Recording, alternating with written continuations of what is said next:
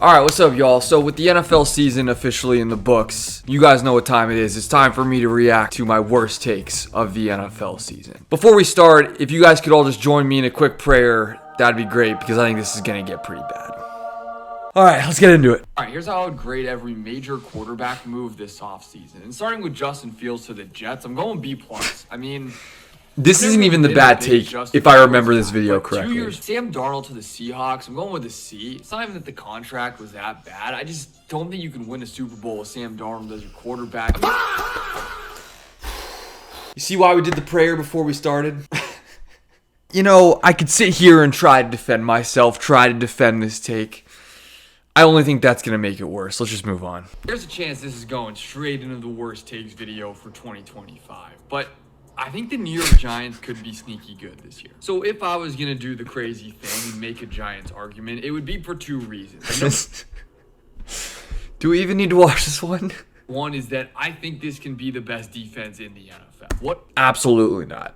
Abdul Carter is rookie year Micah Parsons. And nope. Number two is that the quarterback situation should just be light years better than Drew Lock and Daniel Jones. It was, but not because of Russell Wilson. And you know what helps? When you have a pretty solid offensive line. And to me, a top 3 receiver in the game. My single hottest take about the NFL this year is that I think the Tampa Bay Buccaneers are going to get the 1 seed in the NFC. Just hear me out. So let's start here, because I think people have quickly forgotten this team was like a doinked field goal away from arguably making the NFC Championship game. But then this offseason, they went out and signed Hassan Reddick, who's still got juice in the tank. The Bucs for me this year are like, it's like the girl who got away. You know what I mean? It's that girl you talked to in high school or something, or at summer camp, or you know, on a work trip, or just that she's in another state and it should have worked out and it just didn't. I still don't exactly know why the Bucs completely fell apart the second half of the year, because through like 8 weeks, weren't they? What, they were like 7-1, 7-2. They had all those comeback victories in the first month. I thought I had nailed this take. Clearly not. The Chicago Bears are the biggest frauds in the NFL, but Bears fans, I actually think that's a good thing. Before we watch this video, was I right or was I wrong? I don't even know if this is a bad take. The Bears won 1 playoff game. I'm just saying. I'm just saying. Bears got a huge win today on Black Friday, beating the defending champs on the road. But here's the thing. They're now 9-3 with a +6 point differential.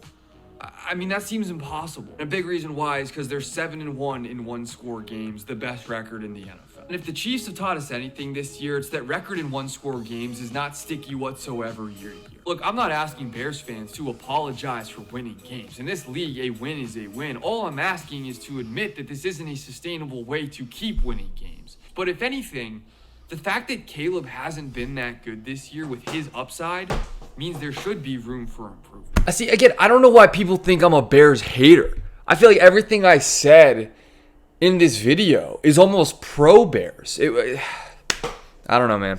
Bears fans are just crazy. So it seems like every year an NFL team goes worst to first in their own division. So here's how I would rank all 8 teams as shot this year. And yeah, sorry, Browns fans, it's not going to be you guys. It's not going to be the Saints either, although at least compared to the Browns, they play in an easier division, and that's really what this is about. If the Raiders were in the AFC South, I think they win that division. Another team that made an upgraded quarterback this offseason is the Giants. So far, so good. Yeah, sure, there's a world where they have the best receiver in football and the best D-line in the league. I really like this Pats roster. I think they're going to finish second in the division, and often a reason for a team going worst to first is the emergence of a young quarterback. Same with the Bears. Like, what if Caleb Williams takes that jump this year? This obviously isn't the Niners. So, okay, I wasn't like writing off the Patriots and the Bears. Obviously, both of those teams ended up winning their division. Here's the thing. The bad take about this video is the team I had number 1. Roster from 2-3 years ago anymore, but they got the quarterback coach combo to make it happen. And then look, I'm obviously not saying the Titans are the best team here, but I do think they have the best combination of high upside with Cam Ward in a division that is wide open. Again, the thought process was correct. At least give me that. I think the sophomore slump for NFL quarterbacks is the biggest. I'm gonna let this play, but we gotta talk about it.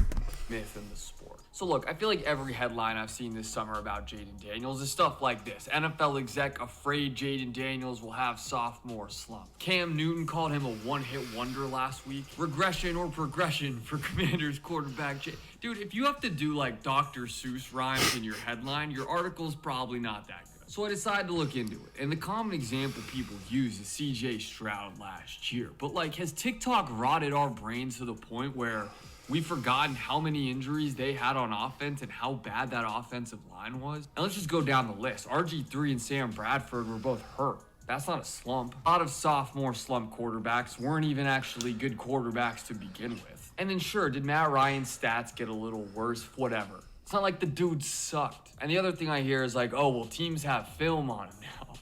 The Lions had plenty of film going into the divisional round. That didn't matter. I guess all I'm saying is I think these guys are going to be just fine. All right, here are the... I don't think Jaden had a sophomore slump. Was he worse? Barely. Seriously, like if you actually watch the games, it felt like he was a little more inaccurate. It felt like he missed a few more throws. But again, like I explained in this video, the reason he slumped was because of the injuries and because the whole team slumped. Everybody slumped. Everyone sucked. Terry was hurt. Debo was hurt. You know, like Zach Ertz got hurt. Austin Eckler got hurt. The offensive line underperformed. And don't even get me started on the defense. So it's not like everything was the same. And because of this mythical, magical beast of the sophomore slump that rained down on Jaden Daniels, he was a worse quarterback. No. There were all these other factors that contributed to it.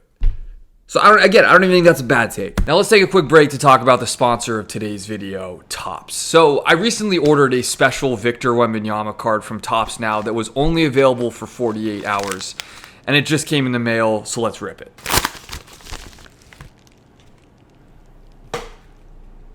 Let's go. What we're hoping for here is a refractor of some kind. So it comes in a case. Oh, here we go. Okay. Now for the reveal. Boom. It's upside down. Dude, that is fire. Victor Wembanyama, the second youngest player to 500 career blocks. That's a dope moment. I'm going to go get this sleeved up in a second. But guys, Topps now allows you to own a piece of NBA history just like this. And it's a great way to get involved in the hobby and break into collecting cards, whether you're a seasoned collector or you're brand new. So if you want to check out more insane NBA Topps Now moments, head on over to Topps.com or use the link in my description. Now let's get back to the video. All right, here's how I would rank every starting quarterback in the NFL entering this season. So here's everyone outside the top 10. I'm surprised if Drake May is like 15 spots higher this time next year. And okay, how bad is this? Sam Darnold at 20, not great. Russell Wilson over Drake May and Caleb. But again, like coming off of last year, this was going into the season. I don't know. Didn't age great at the time. Was it a horrible take? Probably. Geno Smith 13 is insane. Sneaky big prove-it years for both Tua and Dak. So at number 10, I'm taking Matthew Stafford. I mean, the guy can absolutely still sling it. Unbelievable season for Baker Mayfield last year, and he's more mobile. Look, people aren't going to like Jalen Hurts at 8. That's fine. I just encourage you to do the mental exercise and swap him with any of these other quarterbacks and ask yourself, do the Eagles get better or worse? It's crazy that, like, me putting Hurts at 8 coming off the Super Bowl MVP was me hating. Now this looks nice. I had Jalen Hurts ranked higher than Matthew Stafford, the MVP. Still believe in the CJ Stroud talent, just hoping that O-line isn't his crypto. All right, that's pretty bad. Justin Herbert at 6. I think Omari and Hampton in that run game is really going to open up a lot for him. Trust me, I wanted to put Jaden Daniels like 2. Let's give it a year. Then Joe Burrow at 4. And I got Lamar at 3. Patrick Mahomes at 2, because, yeah, he's just objectively not been as good the last 2 years. Then the MVP, Josh. Overall, this could have been worse. Here's how I would redraft last year's rookie quarterback class, which is looking like one of the best quarterback classes ever. So I'm taking Bo Nix last. Not because I don't think he's a good quarterback, I do. I just think he has the least upside between the age and then lack of elite athleticism and creativity. I'm kind of buying the JJ hype, dude. I was really impressed with his in-game adjustments. Let's go 9. And his leadership qualities. Come on now. Man, I'm not ready to give up on Caleb Williams yet because the dude just has so much talent. But between the accuracy issues and taking too many sacks, and then all of the off the court sort of bad vibes. Now this Off the court? where I'd have Drake May. I mean, he's the prototype. He also has the. I remember what I did in this video now. Guys. And now, yeah, I'm taking.